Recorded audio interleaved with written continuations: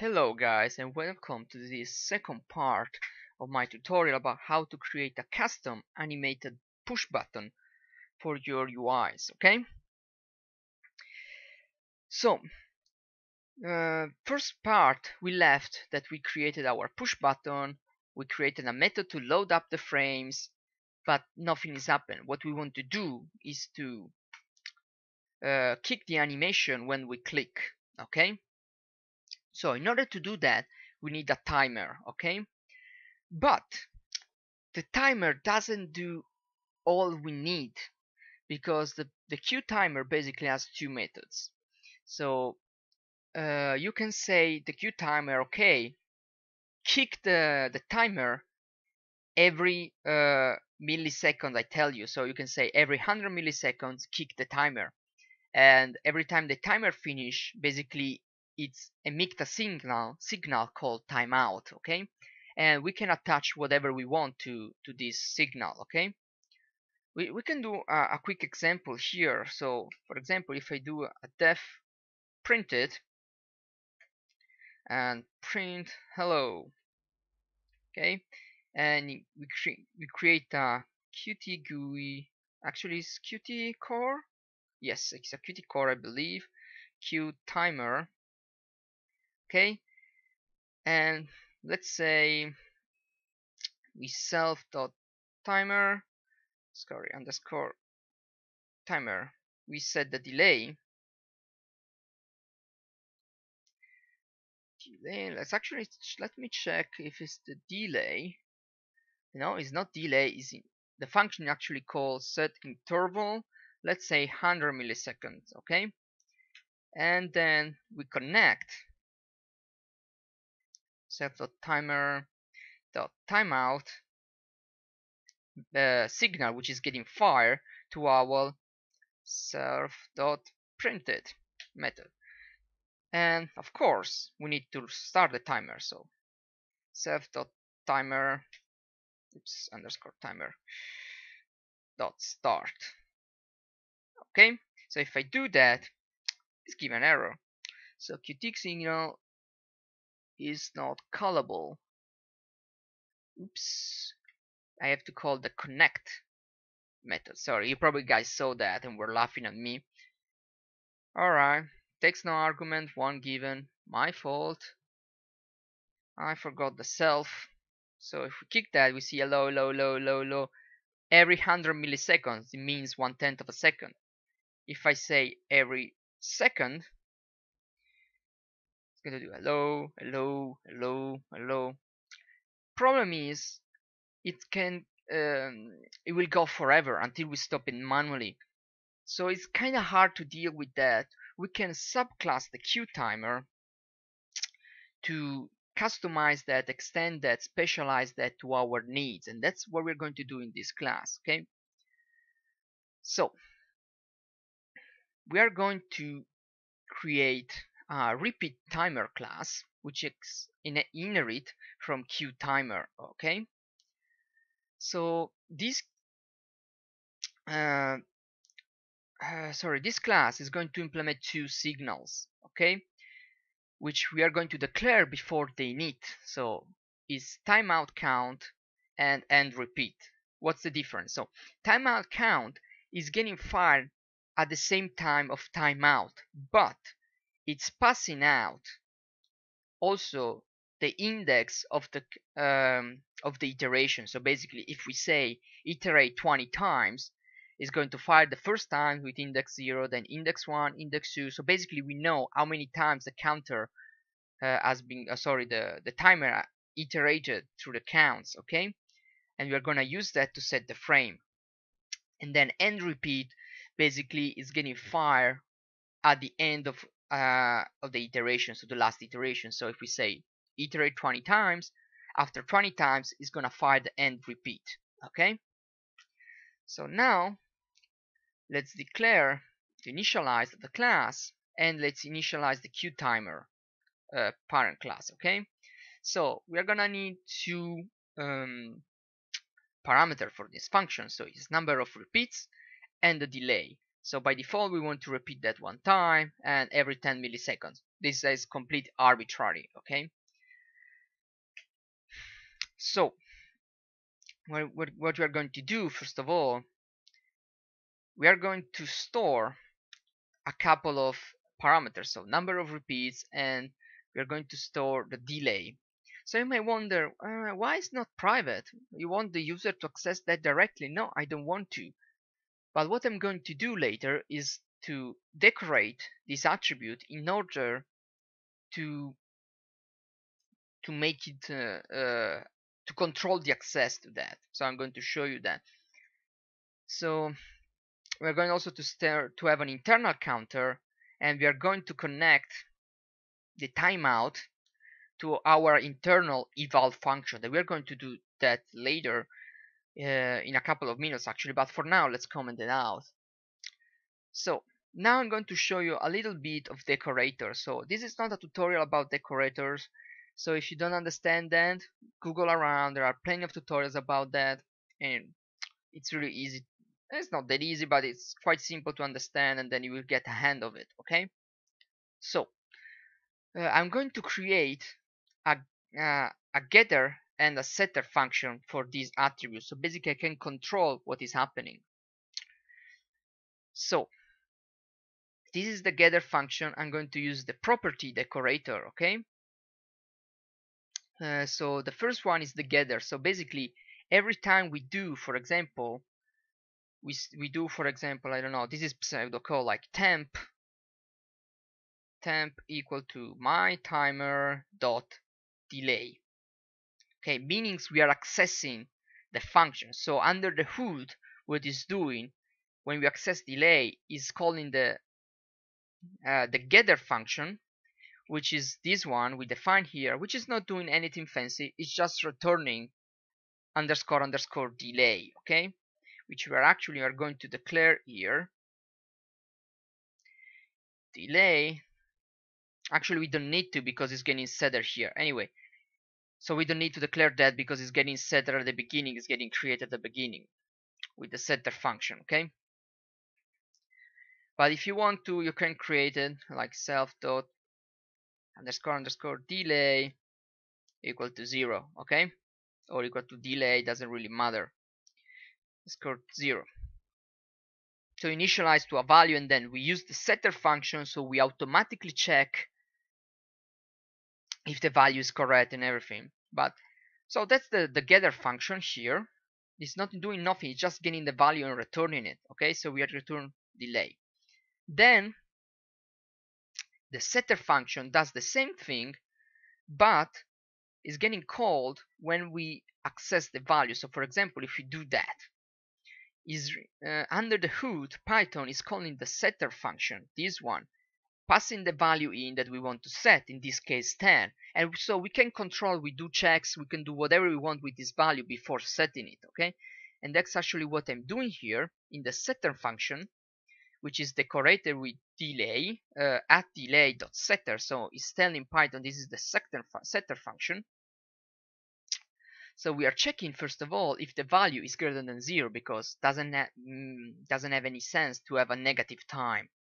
And then we are checking if the type is an integer. Okay, if both things are true, okay, we are setting the delay in underscore underscore delay value, and most importantly, we are setting this delay, this interval, in the timer itself, calling set interval function. So when I set that, I'm doing a lot of checks and then automatically updating the timer. Okay, so that's why, sorry, we are using a setter function, and this is what I'm doing here.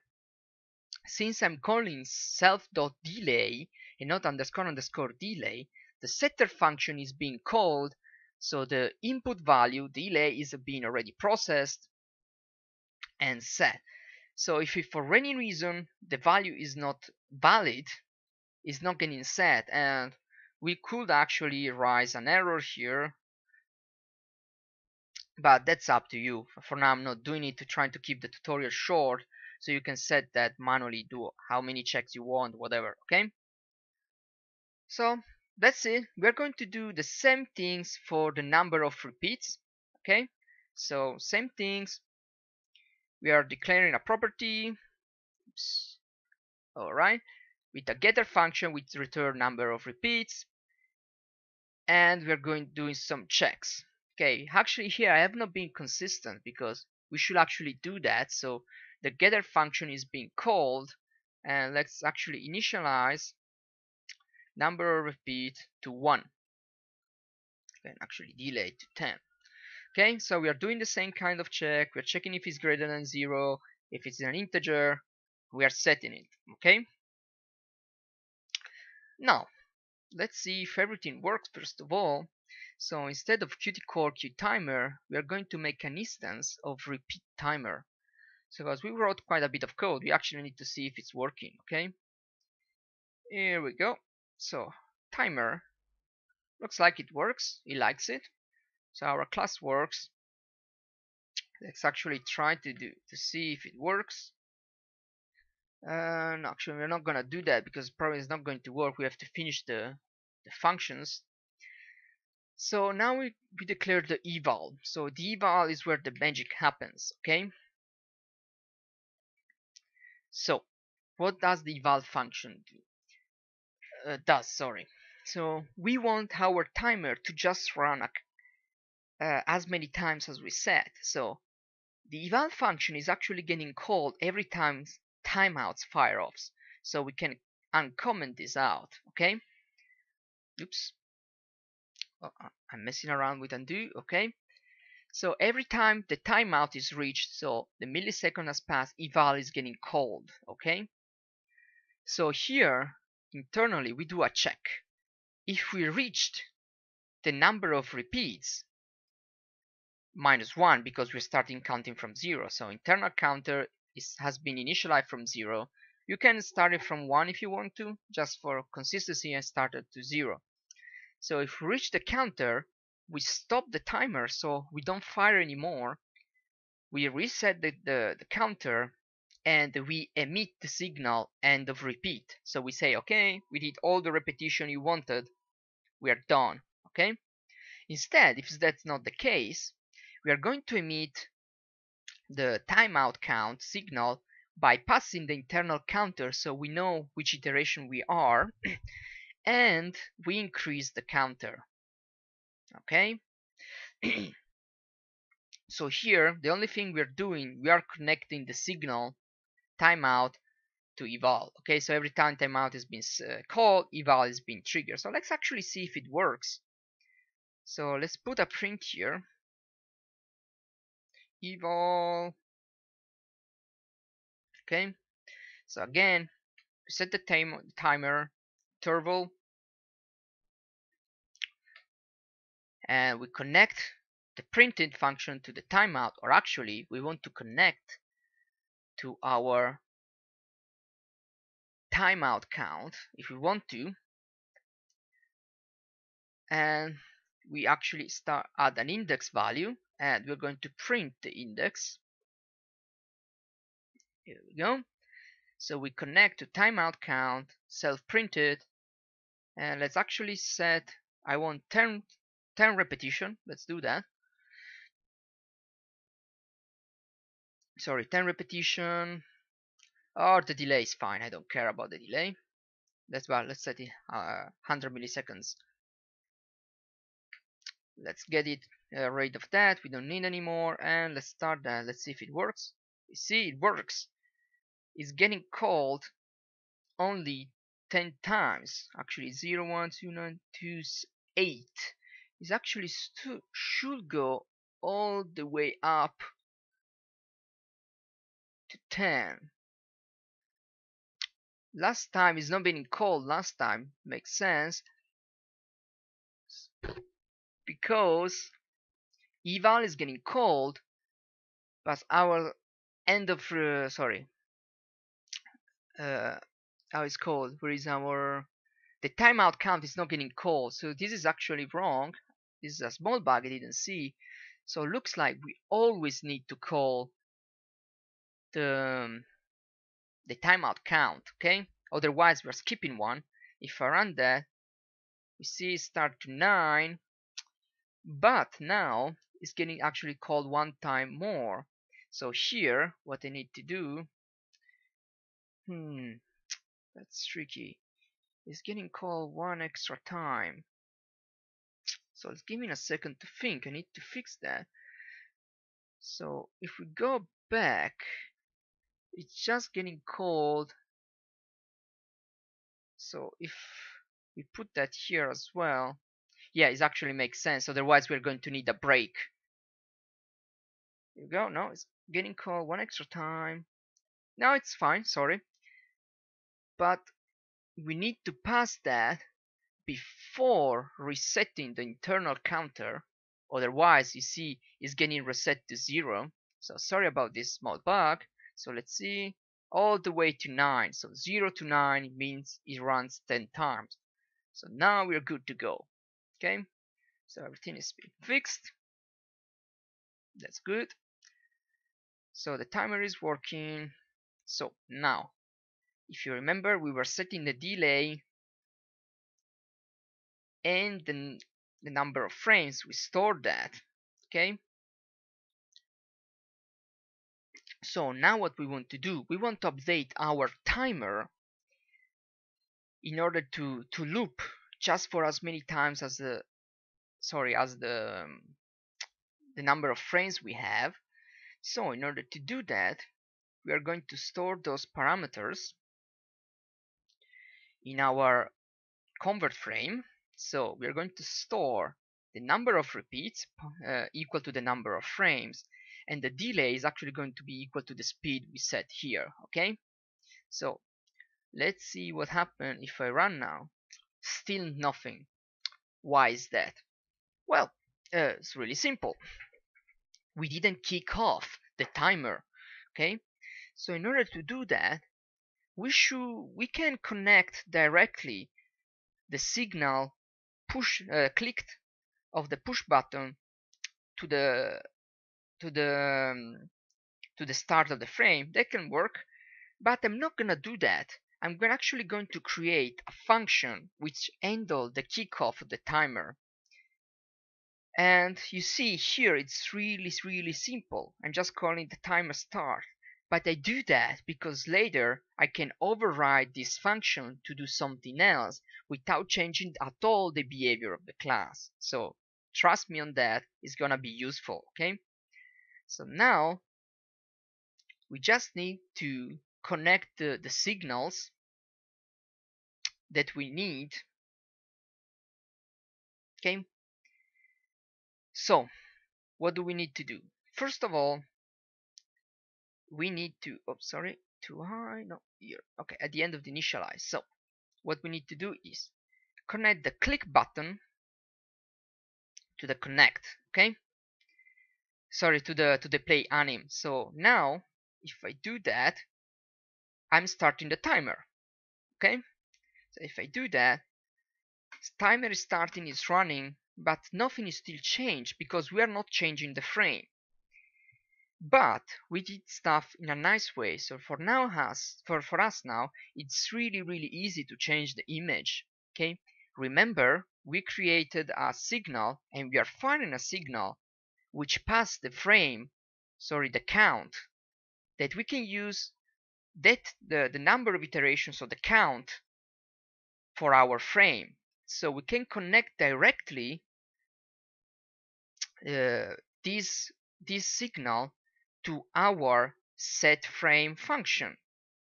Where is it? This one, which require an index which is being passed automatically by our signal. That's why I did it this way, guys, because now I hope you can see everything is starting clicking together nicely. Okay, so with really few code we can do everything we need. Okay, so let's get rid of our print function, we don't need it. Okay, let's remove the set interval.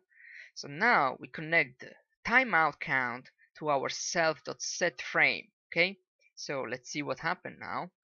Click it, and here we go. We got our animation. And so let's try to recap really quick what's happening here. I click. Okay, so the click is triggering my play animation. Play animation is starting off the timer. Okay, So the timer already knows how many times he has to fire off because we set the number of frames as the number of repeats. So in this case it's 16, so he knows he has to run 16 times. So that's what it does. Every 41 milliseconds is firing off the timeout. The timeout fire off our custom signal, which gathers or actually pass on the number of the iteration and is passing that on to our function set frame. Then based on that index is setting the frame as an icon, the corresponding frame as an icon. I know it's quite a bit of moving around from one function to the other, but the flow is really nice, okay? So seeing again, click it, we have our loop of our animation, okay? So that's the behavior we wanted. We have the animation going on every time we click it, okay? So that's it for this tutorial. I hope everything is clear. So we created the QTimer function in order to do what we want. So to have a countdown basically as many times as we want. And we wrapped up the timer the animation button function. In the last part of the tutorial, we are going to customize this animation button class. Actually, we're going to subclass that in a way that we can have multiple animation. In this case, I'm going to implement just two. So the push down and the push up. Okay, so basically you can have an animation of a classic light switch on off, where you can see the level or the button switching on and it stays on, and then when you click it again, another animation of the switching off kicks in. Okay, so you can do whatever you want. Or maybe you can also have an idle animation, means that you might have an animation that keeps running until you click it. Okay, so you will need another timer for that, basically, to kick like an idle timer. So there is a lot of stuff you can do, but we're going to do that in the next class. Sorry, not class, again, next tutorial. Alright, see you next tutorial, guys. Bye bye.